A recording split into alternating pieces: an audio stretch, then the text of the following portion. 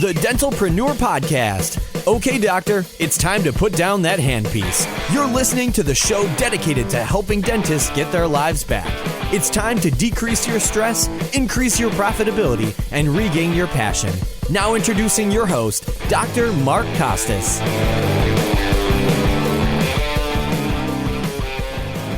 Hello, everyone. Welcome to another episode of the Dentalpreneur Podcast. I'm your host, Dr. Mark Costas. What's up, guys? All right, you're in for a treat today because we're having back a multiple-time guest, my great friend, Dr. Paul Nacho Goodman. If you guys don't know anything about Paul, you're living in a cave, but here's just a little quick bio. Dr. Paul, also known as Dr. Nacho, is a failed NBA superstar and inventor of CBDA. And he can tell you what that means here in a second. He's also a multiple practice owner, speaker, and entrepreneur. He's the founder and CEO of Dental Nachos and Dental Job Connect, two fast-growing platforms that support over 6,500 dentisting humans with continuing education, job connections, and career guidance. Paul, welcome back to the podcast, buddy. How are you, man? Doing great, Mark, and thanks. As you said that, I had my team go back as new team members and go through all of my Dentalpreneur podcasts. I have 27 episodes going back to 309, right, which was my on stage at the DSS. I'm proud to be back this year. So I put them all in a menu, and I can send you. And if people want to just listen to Mark and Paul, 27 episodes, this will be our 28th, and it goes back to 309 in 2018. That was my talk at the DSS back then. So love being a guest here. No kidding. And you're going to be speaking again at the Dental Success Summit this year, June 12th and 13th, back at Frisco, Texas, the Omni PGA in Frisco, Texas. Great venue, really fun crowd, just lots of really cool things to be seen in Frisco, Texas, believe it or not. Easy to fly in and fly out of Dallas-Fort Worth Airport. So hope to see you guys there. Paul, interestingly enough that you're talking about 2018, it sounds like forever ago. I just gave a talk with the history of the Dentalpreneur podcast at the Voices of Dentistry this past weekend. And I figured out with the help of chat how many days that was, because I launched it June 15th, 2015. And it ended up being like 3,870 something days between June 15th, 2015 and that present day. And that day I released episode 2,426. So it turns out, that's awesome. And I've never missed a day. So it turns out if you include weekends, I do a podcast like every 1.45 days or something like that. That's awesome. I mean, it's so generous of you to do. I've, proud to be on podcast, have our small podcast. I just think it's great. It's great that you can press a button and learn at any time. And it's just, people who do podcasts, it is doing the work of the Lord G.V. Blackmark, because it's a lot of behind the scenes work, more than people know. And I appreciate it. And, it's been great. It's been, it's just fun. It's, we can talk about this connection of this young dentist. It's like, so people say, I heard you on Mark's podcast. That was great. And it's just like a nice moment for me to feel like somebody was listening to what I was saying. And, I love doing all these podcasts. Yeah, it's funny because, I tell people this all the time. I am in a room basically an hour a day at least. That's what it breaks down to. We're like 3 months ahead in podcasts right now. We have so much content that we're sitting on, but you lose track of like the listenership and stuff. And, we average 7,500 listeners per episode. That's what the latest statistics say. But, you get in front of a room of like 750 people and you're like, this is a ton of humans in here. And then you're thinking there's 7,500 people listening every single day. I can't even wrap my head around that, for one. And for two, you forget that there's anybody listening at all because you are locked in this. Look at, this is a beautiful studio and I'm so lucky to have it, but it's a really small space with no windows. There's like bright lights shining on me. There's two cameras at me, but like the cameras and the lights are my friends, cause I'm like, I'm in here by myself pretty much every day. And then when one person at a conference is like, I heard that podcast with you and Paul, you're like, at least one. Not just mine. I couldn't agree with you more. It was like when the pandemic happened with Zoom and you were lecturing on Zoom and you're like, usually I hear someone laugh at this joke, but then, I'm just in front of my thing. Or, I did Super Dentist Boost Camp online for the pandemic. And we had 567 people watching in, which was really awesome. But it was, I'm used to the energy of people being in a room. So when it was over, I just kind of shut off my computer and went Del Vez with just Mary, which was fun. But, it is nice when people reference it. And I just think it's really cool that you can create content. And the thing I wanted to add too was, it was I call it a technique, not a trick, from Gary Vee back in the day. I almost will be on anyone's podcast if they ask. It cuts through the noise. Like if they email the client services at Dental Nachos and says, "Could Paul be on your podcast?" I almost always say yes. I don't look at how many listeners they have. Yeah. But if someone said, "Can I just get an hour of Dr. Nacho's time to pick his brain about buying a practice?" I'm like, I can't do that all the time, right? Andrew Vallis said that last night. He said, "I'll answer an email, but I can't do 17 phone calls with people who want to know about owning 10 practices." It's true. So I really love this because when I sit and talk on a podcast, you can utilize it to connect with people. I just use air quotes, bigger than you, or your mentors. I have them too. Mm-hmm. So I've really enjoyed it for that too. I don't know if you found the same thing. Totally. First of all, it gives you an excuse to reach out to people that you don't think that would give you the time of day anyway. Yeah. And I'm kind of the same way because we repurpose all of the podcast interviews. That's the first thing that we say. Mark's happy to be on your podcast. Is it okay if he repurposes it on the Dentalpreneur podcast? And then we just do a crossover episode, and that's more content for you. But everybody has a slightly different way of asking a question, and the follow-up questions are what I like. Sometimes some of the rookie podcasters have listened to previous podcasts, or they've read your bio, so they ask you, the 9 basic questions like, what inspired you to have a podcast in the first place? It's like, I've answered that like literally thousands of times. So you get through that, and then you can pose a question back to them. I've been doing this long enough to be like, I'll take this and I'll ask you a question. And then it turns into a co-interview. They're not just interviewing me. That I love. I've done the similar thing. I do it with care to like make the conversation just more valuable for me. And I love that. So you can you can ask the podcast host a question too. It doesn't have to just be like a one-sided, next question for this. Yeah. Yep. Feel super blessed that you and Jeff were able to come to our most recent mastermind meeting in Newport Beach, Irvine, California, at the Glidewell facility. Had you ever been to the Glidewell facility in Irvine before? No, and it was such a poignant and great story for me. My amazing dad, sadly passed away in 2016. I was part of the practice his whole life. He used to do the lab work with the dentist the lab technician I babysat his kids. Wow. And then he said, "Guess what? We can send stuff across the country now." Because my dad's thing was, when you used a local lab, he liked the lab, but he would lecture, and it would take too long to get his cases back. And, temporaries would fall off. So we saw it at the first opening of the talk. I think you can scan something and send it at 2:00 today, and they're going to get it back to you tomorrow, right? By 10 o'clock the next morning. That's crazy to me. That's like drone stuff that Amazon's doing. It's like, what? I literally just pressed enter, and there's somebody knocking at my door like a half hour later. It's weird. And that's why I think, that point I'll bring up is that's really good. Yes, I know people want to do same day stuff and mills, but that's a whole workflow that takes a while to get to. But if you have a person who comes in on Tuesday and you can say, come back on Wednesday, they obviously sell the mills Glidewell, so there's tremendous value in them, but also it just gives the everyday dentist who's not ready to start making crowns in their office a way more efficient way to get it done. Yeah, I mean, I'm agnostic as far as what lab you use. I just was extremely, extremely impressed with their workflow. A lot of the stuff is AI. A lot of the stuff is robots now. So as much as they can automate and rely on technology, they do, but then there's still a human touch, the staining and glazing, the numbering of the cases and stuff. And they're doing, what did he say? 14,000 cases a day? Yeah, it was crazy. And I wrote down something for an Instagram poll, but I never did it. And I think now, our generation, I was talking about us, and you had said this years ago, we've, straddled the social media and the non-social media world, because like PFMs, I think, are less than 5% of their cases now. Yeah. But surprisingly, like 35 to 40% are still physical impressions, which knocked me over. I was like, people are still using that goop and goo. It's crazy, and sending it across the country.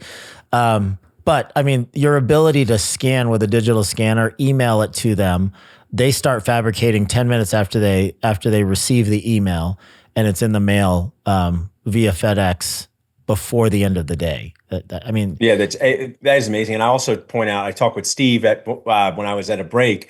Your team member, he said, Paul, Boost Camp was great. You had so much hospitality. He's telling people I send people all special stuff. I will share that since I'm a fan of this unreasonable hospitality, Glidewell's was a 10 out of 10. I mean, from the food to the way that people treated you. I mean, I would tell my team, and I coached the 11-year-old girl basketball now. It's like, look up, see the field, right? Like when you walked in to Glidewell, it just felt like all the people there were looking up at you, right? Ready to help you, ask you a question. And I know that takes a tremendous amount of training because I was saying to your awesome team, Mark, like I run events, you run more than me, and they give you a space and they almost leave you totally unsupervised. Totally. Yeah. And you're just like, how do I like work the projector? And there's nobody there.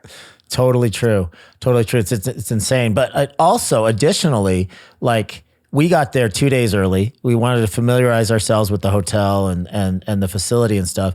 And we went in there and they did all of our printing for us. Like we didn't have to use Kinko's. If that is even a thing anymore. I don't even know the girls take care of the printing, but they did all of the printing in-house because of course they have their own, FedEx store inside Glidewell. They also have their own dental clinic they have 4 full-time dentists and 3 hygienists just for the people that work there. They have 4 full-time physicians for people that work there. So they don't even have to leave the 1 million square foot facility for their medical and dental care.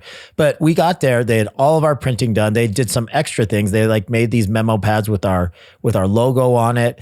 They had all these snacks set up and I was like, oh, you guys have another event before ours? They're like, no, this is for you. We set aside like 3 days to make sure that we were prepared for you guys. Compliments to them on that. And actually I'll share a bonus. So it's a 6-hour flight for me, Mark. So sometimes I worry I just stare at my computer and phone too much. So I'm like, maybe I should just read a book. So I was reading the book that was given out by Glidewell. And it was very interesting, that story. I haven't finished it. But I was just like, let me read a physical book and give my eyes a break from staring at a computer or my phone. That they gave about his story it's excellent. I recommend any business owner or entrepreneur read it because it really was cool. Yeah, he's a very, very approachable, cool guy too. Another really interesting thing he's very old school, right? So an interesting thing about his culture is that anybody that's not working on the factory floor, like in manufacturing, is required to wear a full suit and a pressed white shirt. So I noticed that. Yeah, I mean, I did notice that now. Yes, it's crazy. Everybody is buttoned down and starched white shirts, and everybody's smiling. All the females are in business attire. It was very, very well executed. I would have to say the same thing. Yeah. So the takeaway is, I just felt like they were happy to see me, and whether it was they were really happy or not on a Saturday, I felt that they were happy. And train your team to make your customers, clients, and patients feel that way, because I felt that way. And whether it was 100% authentic or partially trained, it was a really awesome experience with someone who has, I've seen the other side of that in a negative way where brands miss. And I just thought that was great. Yeah, totally. So what's your next live event? How many live events do you host per year? Well, someone just asked me this. I had a lunch at Elvez and I introduced this company to you and Michael, and I said, even Mark gives Elvez credit for good Mexican food in Philly, right? Because, and they're like, and I just do one, right? We do Super Dentist Boost Camp. This year we have summer. Jason, Monica, hopefully you still can be an add-on, but I know it's tough for you. So that is the one we do in Philadelphia, which is the live studio audience, smaller group, 120 people total that you've been at. And I said in a, event trauma way, I used to do a really big, not big, I used to do a clinical event with a really great clinical speaker, Jason Smithson, Pasquale Venuti, Lincoln Harris. But Philadelphia dentists, we can't have nice things because I was not getting the support of the local dentist to fill it. And I just think, just like when the patient says, when you do a crown for $1,000, don't you make $950? And you want to just, say to them, no, there's overhead. I think dentists who don't run events think that when they pay $800 for a ticket, the host of the event is making $799, and if they came and looked at the P&L of some of those events, Mark, they were in the red. And you can do things in the red. Not everything has to be in the black. That's right. But that was just why I'm now the Super Dentist Boost is our unique event, and I love your event, Dental Success Summit, and I was at the AAID, and we have the RD event. So then I just partake of other events where I'm not hosting them. For sure. What is the what's the date on the Super That's April 23rd to the 26th. I scheduled it after the next DSI Mastermind, if it fit into your guys' life. for your life. But yeah, Jason, he's coming. Jason Tenori is great. Many people didn't know we went to dental school together, so they find that interesting. Summer, who's great, and Monica, we lectured in Chicago at a dental school, and I think her story is just so cool, and she's so cool, and she's mostly in for that. Yeah, I mean, she was the Golden Rhino Award winner last year at the summit. God, her story is just fantastic. It's so real and funny too. Like these, I'll take a minute and share. Like I get asked by these dental students to come and lecture just like you, and I'm very honored. But like I am a 48-year-old guy, and most dental school classes have more females than males, and it would just be great if they could also see a role model. And that's why bringing Monica, was multi-purpose. She's phenomenal, grew her practice, but I never really see her speak like that. And she's just so authentic and funny. Like, I don't know if she's even, but it's really good. Yeah, she's incredible. She's hilarious. And her story is fantastic. I was just at the ASDA. It was a busy weekend for me, Paul. I was at Voices on Friday. Then you did 3 in 3 days or something, right? You said on Instagram? Yep. So 3 lectures in 2 days. So I did Voices, packed up, got over to Vegas, did the keynote there at the ASDA Western Regional. Great group of students, like almost 400 students there. That's awesome. Just for the Western Regional. Last year, it was supposed to be in Los Angeles, and because of the fires, they had to cancel it. So it was like a pep rally, dude. It was like a high school pep rally. Because that's cool. Each school kind of sat together, and they had their own kind of, they had their own advocate or whatever they call like the executive team for that particular school that represents the ASDA. So they would get up and wave, and it was like a cheering contest. So I don't know, like every school stood up with their advocate, and it literally was like a high school pep rally, super high energy. They were extremely receptive to the information because they don't get this information. There was some, ASDA, ADA kind of affiliates there, making sure that it was running smoothly. I don't know how much they appreciated my lecture because I talk about money, and a lot of times they frown upon talking about money and overhead and things like that. A lot of the people that are involved with organized dentistry want to talk about clinical stuff. But I got up there and I did my thing, and it was great. I had. Would they need that? I mean, I've said this so many times. Like every clinical decision is a business decision. Every business decision is a clinical decision. If you go to Glidewell and you want to buy their mill and purchase it for, I'm just going to say it's $70,000. I don't know if that's the right price or not. And then you go back to your practice to improve your clinical dentistry. Those are decisions that are put together, clinical and business, right next to each other, right? Yeah, for sure. They would say, Paul, we want you to lecture, but not like how to talk to patients. We want you to do clinical. This is like years ago. And I'm like, well, if you can't talk to the patient, how can you do any clinical work? Yeah. Right. So it's interesting to me as I do this, basketball coaching, dribbling, passing, shooting. It's all part of the same game. And I just think it's like absurd and out of touch for them to think like, we're just going to learn about passing today. Like, well, but what about like the dribbling part? Like that'll be for a different day when you graduate from the school. And then you get out there. You're like, I found out that dribbling was pretty important. That's a really great analogy, and it's so true. Yeah, so that was really cool. And circling back to your point about like live events and people thinking that like you're making 99% of the ticket price or whatever. First and foremost, you guys have no idea what it costs to feed 700 people. Yeah. Right. I mean, like a breakfast is like $200 for, you want to add protein to that? You want powdered scrambled eggs? That's going to be $250 per person for breakfast. And then you're looking at $3.99 for lunch. You know this. It's crazy. No, and they always raise the prices. And just so people know, there's no other options. You have to choose what they have, right? In fact, in the great city of Philadelphia, which I love, but there's a lot of unions, so you actually cannot bring in anything else, or else you will get in a lot of trouble at these events. And it's also just not cool. So just for the people saying, "Oh, just bring in pizza for people," this is the choices. You have to choose from their treatment plan, right? It's true, and you cannot. And then the hotel rooms and this. So I love doing it, but it's a reality check. That's where dentists who have overhead their practice, it's the exact same thing for doing these events. So the next event you go to the organizer and say, "Thanks for doing this. I listen to Mark and Paul, and I know not only is it expensive, it's quite exhausting." Yep. And back to the Glidewell mill example, let's just say I'm not exactly sure. I think it's 55,000. I don't think it's 70, but whatever the cost is, the mental math, the back of napkin math is always like, all right, I pay $79 to $99 for my zirconia crowns. If this thing costs $55,000, then how many $99 crowns do I have to fabricate with my own mill at a $49 puck charge in order to break even on this thing? And that is a starting point, but you also have overhead for the patient to come back in. You also have temporary material. You have temporary cement. You have the aggravation of breaking down the room. You have the aggravation of temporaries falling off and patients having to come back in. And listen, I'm no necessarily, I love labs. I have a lot of sponsors that are labs. I've owned dental labs before. So I totally believe in, fabricating labs and emailing scans to labs and not doing it in-house. But there's a lot more to the math here. And that comes down to being able to look at something objectively and saying, all right, there's other expenses involved.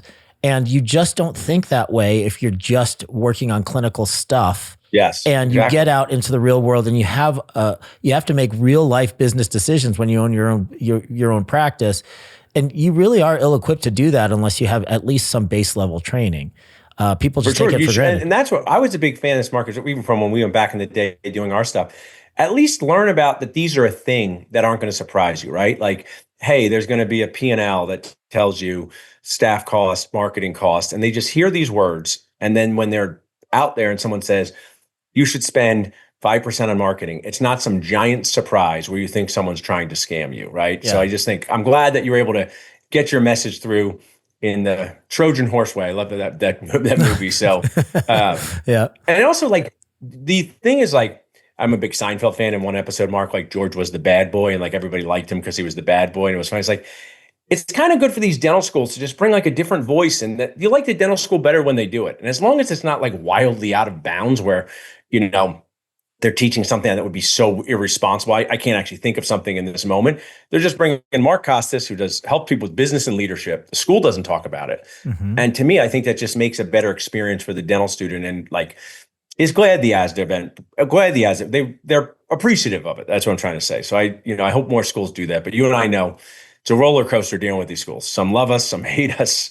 There's a lot of emotions. Yeah, I saw some crossed arms in the back of the room with the faculty that was sitting in there. But I mean, I couldn't have had more positive feedback from the students that were there. That's always the case, man. It's like when you are willing to jump through the hoops and actually get there to speak to them, even if it's in small groups like off campus, which I've had to do. I've had to speak in bars and pizza parlors and in the personal the physical therapy department, because the dental department wouldn't allow me to speak in the dental department, and sometimes we're in the business a business suite of the business school because the dental school won't let you in there. I've had it all different ways as you have, and you've even been like banned from certain schools because I mean, maybe I was always love chat with you. It's like if we get to it's like they could just dial down the drama a little bit, right? It's like I may be in my 48-year-old age, Mark. I'm just like, not everyone has to be so dramatic about everything. Yeah. Right. Like just dial it down a little. Yeah. Right. Find out if someone's like what they do, and then just bring some voices to these students. And and maybe this like purist way, like higher education is supposed to be about listening to other voices, whether you're in a grad psychology program or a dental program. So glad you had a chance to do that. And, and then the other side of this, doing these things, you get to form these relationships. Like I know you met a young dentist who we both know, and that's the real love of like going to these things. We're seeing my favorite people at the Dental Success Institute events, or going to these other events, and people connecting with people you can't do the same way screen to screen, right? You get a chance to meet them face to face. And I think that's awesome. I couldn't agree more. So, yeah, I mean, that is true. I bumped into a mutual friend this weekend. She is opening a brand new practice in Arizona, in the southeast Arizona.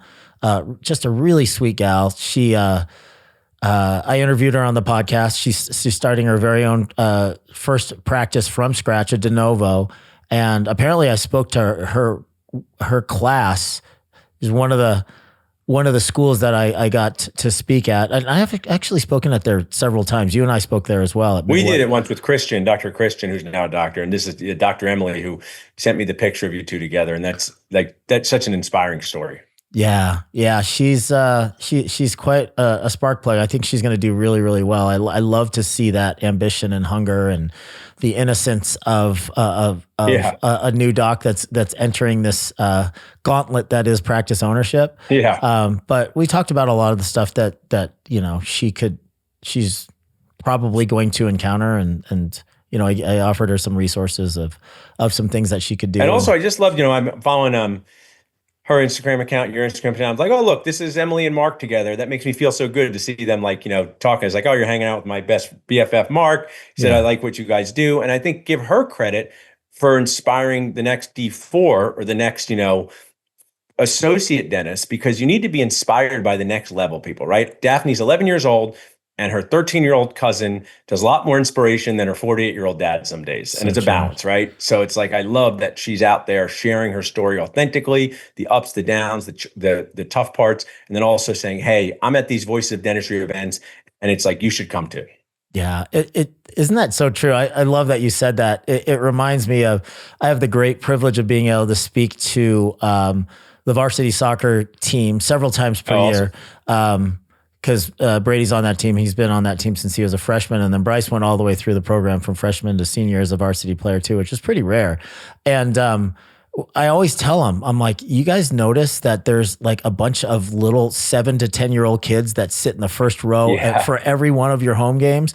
Like, you guys are more important to them and more like aspirational and stars to them than like a major league football player. Yeah. Right? Like, because it's within reach for them. And they're like, look at all this attention they're getting and look how fast this game is. And to them, to these 7 to 10-year-olds, it's like, they're only 7 years away from potentially being on this team. Yeah. To them, it is a huge deal. So to your point, like if you're just a few steps ahead of somebody in their journey, they need your advice. They need to be able to look at you as an aspirational model and something that's possible for them as well.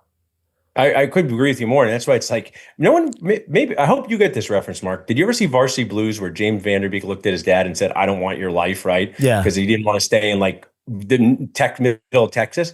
And that's why I think they might see Paul Goodman or Mark Costas for so many reasons. I feel like these dentists are like, I don't want that life, but I can be inspired by them, right? Like, our lives are this unique journey we've created. But like when you have a Dr. Darcy Naveau, a Dr. Monica, and Andrew Val, you just be able to see these people with these next step levels and go, that's the type of life that I could see myself having. And if you don't have these people filled in, like your awesome sons inspiring them, there's a big gap between the coach and the players, or the star and the players, right? So there should be more of that. So go out to more of these events. And actually, that's what Emily said about your event. I think then she's like, more people should have been there. It was so great. Mm-hmm. I know you and I leave events all the time and say more people should have been at this thing. Mm-hmm. For sure. And the people that were there are like, this is ridiculous. We have complete access to all these podcasters. Yes, we have complete access to these guys, and they're super friendly. You can walk right up to them. They'll interview on their podcast and stuff. So I do think that I don't think there's any substitute for live interaction. You're talking about, it's a mixture of it. You're talking about, how efficient we were all able to be during COVID and during the lockdown and stuff. And we were able to reach a lot of people, and I mean, listenership and viewership was just ridiculous. Like for DSN, that was one of the reasons that DSN got off the ground so fast. We started in 2018, and then the pandemic happened kind of like in 2019, 2020. And we would have these webinars about the PPP loans and sterilization requirements and all that stuff. And we would have like 500-600 people on these webinars. I mean, you have that. But for us, we were like, oh my gosh, this thing is growing like crazy, because people really didn't have any other outlet. There was nobody else that was already structured to deliver these educational type lectures and webinars. But there's simply there's no just do substitute. Both. I mean, people have a personal trainer, then they work out at the gym on their own. Like, I mean, I'm just a big both person, right? Like, again, don't be certain. Go to some events, go to some local events, go to some, community-based events like Nacho's, Boost, DSS, and then do some other things. And then also do some online stuff, right? We can say back in our day, there was none of that stuff, right? If your friends didn't know the answer, on their Nokia Snake phone, you are just pretty much out of luck. Right? True. I'm going to look it up in the Encyclopedia Britannica or in the Yellow Pages. Yeah. That was all within our generation, man. Tell me what you're seeing in Dentist Job Connect as far as connecting associates with practice owners. Is it getting more accessible to find good associates around the country, or is it still very, very difficult for a lot of practice owners to find and recruit good dental associates? I think it's a great question. And, there are people on the platform, well, and we just successfully hired someone who well through the DSI. I was waiting till this person's done dental school, and it was like over a year-long process for someone to want to move to that area. And then you can also have a job in Tampa, Florida, where 27 people apply in a week. And none of this is different than it was in the 80s. But what I've shared at DSI with these, so many people are so complimentary. Blake Drew, he's such a great guy. He says, I think he has 2 associates through us, Mitch Z in Brooklyn. It's game changing when you get the right team member.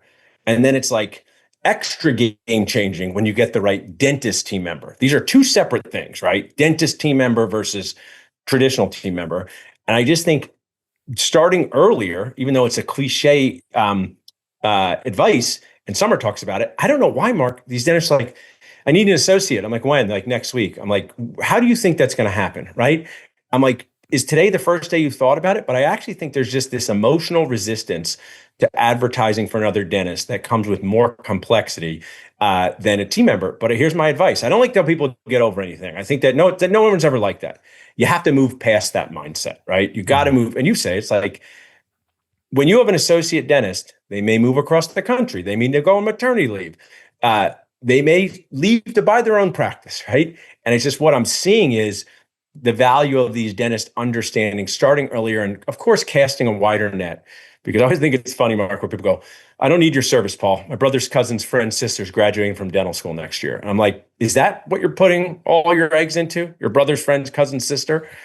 I'm like, why don't you get the most options? So I think that recruiting has gotten easier to get the word out, but still wildly complex to get a licensed dentist from knowing about your job to starting in your practice. No, that was a long answer, but that's kind of my update on that. No, is an appropriate answer because it is extremely complex. And I will say that I mean, I can't tell you how many times I sit down with somebody in a hot seat or in a one-on-one kind of consulting or coaching call, and I'm like, man, all the chips are exactly where they need to be. You are one hire away from this thing just exploding. Yeah. You're one office manager away from that, one billing coordinator, one, potentially one associate away from this thing just popping.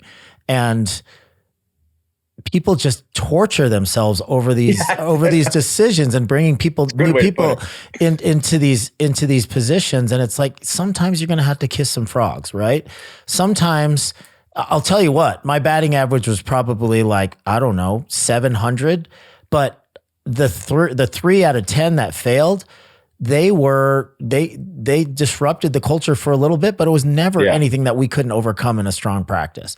But the 7 that were successful, it's like, oh man, I would have never, if I would have sat there and just tortured myself over this decision for 2 years, they would have gone somewhere else. Sometimes you just got to swing the bat. Sometimes you got to. That's what I actually want to say, Mark. We have some, but we were joking about football. I'm sure it's very stressful to be an NFL coach, but I want to get this joke across. Like, these coaches are getting fired, and in the next 5 minutes, they're getting 7 new interviews. Yeah. Imagine if you broke up with somebody. I use the dating analogy, and someone goes, "I'm breaking up," and you say, "No problem," and now you have 7 text messages of someone new who wants to date you. So you see this with Harbaugh. So my message with this is, the Ravens said we're firing Jim Harbaugh, and 7 other people wanted to hire him immediately. He got 8 phone calls the next morning with offers. Yeah. 8. So I want to share with these practice owners, these associates have options too. Stop thinking it's just you, right? Like, they have options for other jobs. They have options for different compensation. So I actually think there's a myth where it's like, because dentistry is so isolating and siloed that, like, kind of, and I'm just sort of, maybe I'm exaggerating, but like, oh, this dentist would be lucky to work for me. I'm like, yeah, but they also might have 5 other offices that want them to work for them.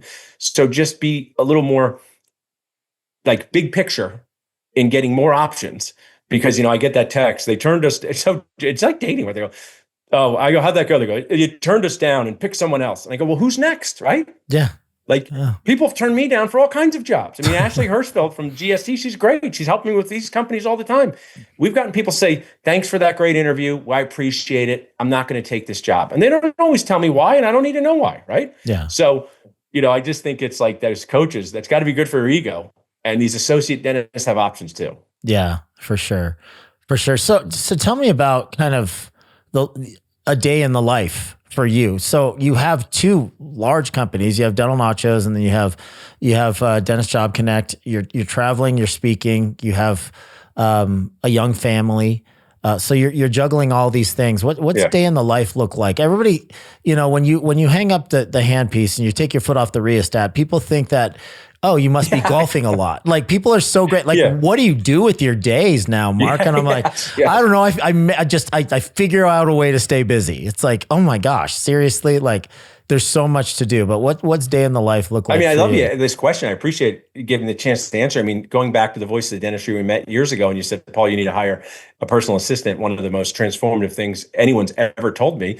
Now we have, like, between the two companies, 24 people working for Dental Nachos and Dentist Job Connect. So anyone listening, it's not just me and my phone. Some people are like, is it just you and your phone for the whole company? I'm like, if someone walked in your dental office and said, do you take the money, clean up the operatory, prep the tooth, and send out their insurance? You'd be like, that's not how this works. So, it's at 16th and Chestnut, 3 blocks from where I work. My dream was to walk to work. I did it with these companies instead of a dental office. Both companies, like, 2 practices, require parts of my time. We're here on the same floor with like 15 people in the building, and we have 9 remote team members. Another gratitude for you, because at a Dental Success Summit, someone said, Dr. Nacho, we need you to be part of Edge Health. And I just said, what's Edge Health? And they were your vendors at like a 2020 Dental Success Summit. And that has been a game changer to have remote team members in Pakistan, Peru, working with us. And then I kind of describe it. I mean, your lecture was awesome at the Dental Success Institute. It's making a lot of decisions each day to help these companies move forward. Dental Nachos has sponsors, just like we have patients who need to be kept happy, and deliverables and things like that. And then Dentist Job Connect, it's not a one-trick pony, but it's a very simple, we help you hire an associate. We have one product for you. But in general, back to what you said, is most people are coming to us too late. And they put a lot of pressure on us, and they don't put mean pressure on us, like they want a refund. They're just sort of like, what's going on with my ad? So we have a team that's like dedicated to reaching out to these job seekers, talking to them.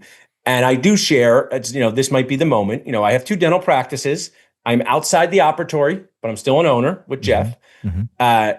The biggest stress of dentistry, Mark, is people are showing up to your face hour by hour by hour, demanding you to finish on a 45-minute timeline, right? Mm-hmm. And then in this other world, in my day in the life, I have a lot more flexibility in how I can structure my day. So if I want to go speak at an event, I don't have to cancel 15 hygiene patients. I literally was talking to a multi-practice owner, who's my friend. He goes, I might want to come to Boost Camp, but I think I have to cancel my Friday hygiene patients. I'm like, please don't say that to me. I'm like just cancel those patients, right?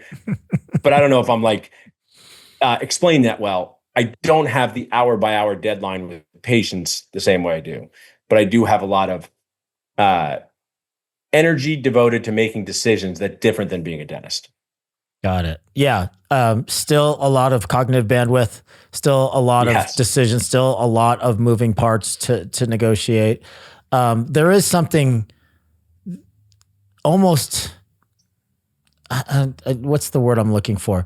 It's almost, you become reliant on that predictability of schedule within dentistry. And I found myself like, I was still, till the very end, I sold my last 4 practices in April of 2023. And all the way up to there, I was filling in for dentists, my associates in the 3 local practices. So I was still doing 2 to 3 days of dentistry per day and running all this other stuff simultaneously, all the way up until 2023. And there was something that was extremely satisfying about being able to look at a schedule and say, and literally like they would print out, I know I'm old, but they'd take a printed schedule in addition to the one. And I would literally I would do a hygiene check it off. I would do my 3 restorative columns simultaneously, check those off. And, I knew I had 15 minutes for this, 45 minutes for this, 5 minutes for this. And when you got through the end of the day, you had all these check marks and you're like, man, I know exactly how much I produced. I know exactly how many patients I saw. I knew exactly what clinical things I had accomplished that day. But when you're a CEO and you're just I have white space with some phone calls and some virtual meetings. And it's at the end of the day, you're like, what dollar amount did I accomplish? What crown did I seat? Yes. So there's something different. It's a lot more nebulous and a lot less structured if you don't take the time to structure it. I'm with you. I mean, as you were saying this, it made me think of talking to Jason Tenori and I think one of your greatest contributions to this is telling dentists they need CEO time. But I think it's funny, the first time, maybe you say to a dentist at the DSI, schedule Thursday for CEO time, and they go and do it. And then I feel on their first Thursday, they're like, well, what should I do now? Right? And it's a process, right? So I think it's but I understand that because you said everything's scheduled hour by hour. So I give it the same thing, off this. Andrew Val said this last night. I can see a play in the middle of the day for my daughter, but he said, why are these schools scheduling plays in the middle of the day? Right. So I can do that, but then I also have to miss a thing to go somewhere and speak. So it's a different life. I mean, I love it. I think it's what I was meant to do. I also said, I didn't hate dentistry. I did a lot of implant cases. I did a lot of great things in our dental practices, but it's not that I'm done with it. It's just I just am inspired to do something I love more. That's what I like to tell. You can like something and love something. Yep. You don't have to love something and hate something. When people are like, Paul, why'd you stop dentistry? Because you hate it? You hate it? You must hate dentistry? I'm like, no, I didn't hate it at all, but I just love doing this. And I think it's dosage dependent. I mean, at the end of the day, Mark, the amount of stress that I get daily as a person from doing this is so much less than a dental practice. I mean, it's a lot of micro annoyances in a dental practice. So it doesn't mean don't have one. I'm just saying that's one of the differences. I couldn't agree more. Hard pivot here. And I hate to open up a can of worms towards the end of our talk here, but I think you should open up a company that's called Hygienist Dentist Job Connect, because I mean, across the board, human resources just in general, qualified people that are willing to work, that are willing to learn. We lost, greater than 20% of the dental workforce during COVID, and they didn't come back. We lost a significant amount of the hygiene workforce during COVID, and they didn't come back. We have 187,000-ish practicing hygienists in the United States right now. And we have over 200,000 practicing dentists in the United States right now. And when I put my coaching hat on, I'm telling people all the time, ideally, you should have 2 hygienists per doctor. So we're not even 1-to-1, right? So the supply demand curve has swung greatly in the favor of the hygienist right now. We're supposed to lose 30 to 40% of the hygiene clinician population in the next 3 to 4 years due to retirement. Jeez. We can't keep up with the demand for hygienists. So, I mean, there's a lot of things that I talk about as far as, what you can control and what you can't control. You can't control those numbers. You can't go out and start your own hygiene school. I mean, you can, but it's going to take you 10 years to get the accreditation and the funding and all that stuff. So that's a long tail solution. And maybe you get involved with, the politics and organized dentistry to make sure that we somehow figure out how to get more hygienists into the workforce. But right now, one of the few things that you can do is to make sure that you have a very, very high level practice with all the technology, a good culture, a beautiful space to work, a little bit of flexibility in the hours, the highest pay probably in the market. These are things that are just like tickets to the dance now. These are things that you have to do. But so many of the dentists out there they're listeners to the Dentalpreneur podcast, and they misinterpret some of the things that we say. We're like, ideally, payroll should be about 25% for a black belt level practice. And they're like, well, I'm going to be 27% if I hire this new hygienist and I give them a $3 raise. I'm like, all right, that's $24 extra a day that you're not willing to do. And you're losing $1,700 a day in production. production because you won't give them a $3 raise. So it's a penny wise, dollar foolish thing, right? And it's like I used your stats from the DSI in my group. It caused quite a Facebook firestorm of good conversation because I didn't know until you told us at DSI. I mean, you always think, oh, there's not enough hygienists, and you quantified it, right?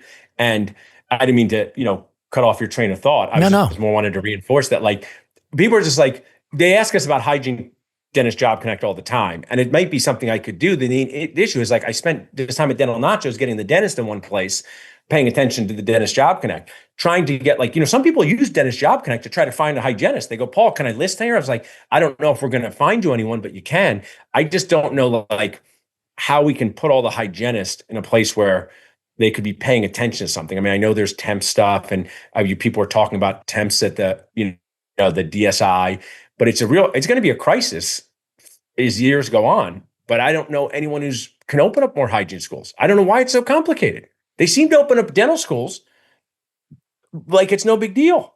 Well, private dental schools actually make money. They make money in two different ways. They barely break even, or they lose a little bit of money on actual patient care. But when you're charging $120,000 per year just for tuition and books, you're making money. You're making money. Yeah. So the problem is that the majority of institutions that teach hygienists are attached to junior colleges, and they lose money. So they have to have state support in order to run those, because they run in the red. They can't charge enough for tuition, and the procedures that they're doing don't cover the cost of the materials that they're utilizing to perform these procedures. So hygiene schools lose money, nursing schools make money. So if there is the choice to expand into healthcare in a junior college, and any junior college around the country, they're going to choose nursing over dentistry. I see. So, and of course, there's 1.01 million physicians versus 200,000 dentists. So they outnumber us 5-1. So we need more nurses than we need hygienists, but we still need hygienists. So I don't know what the answer is. I've meticulously outlined the problem many times over without a great solution, other than have a practice where somebody wants to work, pay them money that they feel that they deserve, and then make up for that potential loss or the percentage of payroll that they're going to increase on the doctor side. That's the best that I can come up with. I mean, I'll share, we were PPO, accepted PPOs until 2022. So we're like 4 years into not being a participating provider. We're out of network, which I think is different than fee for service, could be a different conversation. We're an out of network office. And I want to share, being an out of network office, we can navigate some of the hygiene pay challenges different than a PPO office. And I feel for that, right? I feel for, you're getting $65 for a pro fee and someone wants $61 for an hour. And I think that's the whole thing. When you're out of network, you can set your fees for hygiene similar to setting your fees, I don't know how you'd call it, Mark, like every other business on earth, right? Like you just set the fee. It's crazy. You don't have to ask anyone permission. And I'm not like trying to make people feel bad or anything like that. Remember, I was doing this for the first 17 years of my practice. But the hygiene challenge and the out of network, you're able to deal with it. It's not easy, but I just also feel for, I'm getting $57 and the hygienist wants to make $60. And I know that's tough. I mean, there's assisted hygiene, there's things like that. So I feel for them. Yeah, for sure. For sure. Well, Paul, we went all over the place as usual. Yeah. That was your 28th time on the podcast. I had no idea that I have had any guests that many times. I'm sure that you are in the top 2. I hope I'm one of the top. I spoke to Aaron Nicholas this morning, and he's got to be up there. He's got to be very close. Summer is probably very close. There's just people that I love talking to on a regular basis. But can't thank you enough for coming to the California event, for supporting DSI for all of these years. Oh, I love it. And for allowing me to even have a little teeny role in some of your speaking events. It's an honor. Well, I appreciate the same thing, Mark. Love doing this together. Love what we got going this year, and thanks for the time. What's the best way for people to find you if they do live in a simple? Dentalnachos.com, dentistjobconnect.com. We have the same ways that people get me through us. It's the easiest way to remember if you're driving or at the gym doing squats, just dentalnachos.com or dentistjobconnect.com. Awesome. Well, Paul, go out. I know you just moved. Go unpack some boxes. I really appreciate your time, and we'll talk to you soon. Thanks so much, Mark. All right, ladies and gentlemen, Dr. Paul Nacho Goodman.